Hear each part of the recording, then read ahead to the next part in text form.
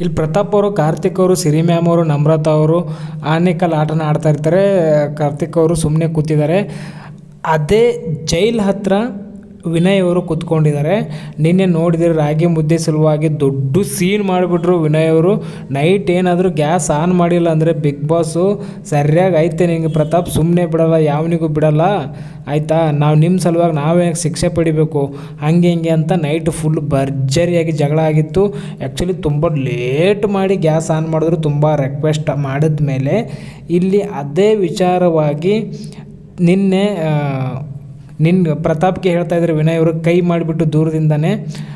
ಸಾರಿ ಪ್ರತಾಪ್, ನಿನ್ನೆ ನಾನು ಸ್ವಲ್ಪ ರ್ಯಾಶ್ ಆಗಿದೆ, ಯಾಕಂದರೆ ನನಗೆ ಊಟ ಬೇಕೇ ಬೇಕು, ನೈಟ್ ಏನಾದರೂ ಗ್ಯಾಸ್ ಆನ್ ಮಾಡಿಲ್ಲ ಅಂದ್ಕೊಂಡಿದ್ದೆ, ಅದ್ರ ಜೊತೆಗೆ ನಾನು ಪ್ರೋಟೀನ್ ಪೌಡ್ರು ತೊಗೊಳ್ಳೇಬೇಕು, ಮಿಲ್ಕ್ ಕಾಯ್ಸೋಕ್ಕಾದರೂ ಬೇಕಲ್ವ ಹಾಲು, ಹಂಗೆ ಅಂತ ಕೆಲವೊಂದು ಸರ್ತಿ, ಆಮೇಲೆ ಕಾಫಿನೂ ಬೇಕು ನನಗೆ, ಅದಕ್ಕೆ ರ್ಯಾಶ್ ಆದೆ, ಐ ಆಮ್ ರಿಯಲಿ ಸಾರಿ ಅಂದಾಗ ಪ್ರತಾಪ್ ಕೂಡ ಇರಲಿ ಅಣ್ಣ ಪರವಾಗಿಲ್ಲ ಆಗೋದು ಒಂದೊಂದು ಸರ್ತಿ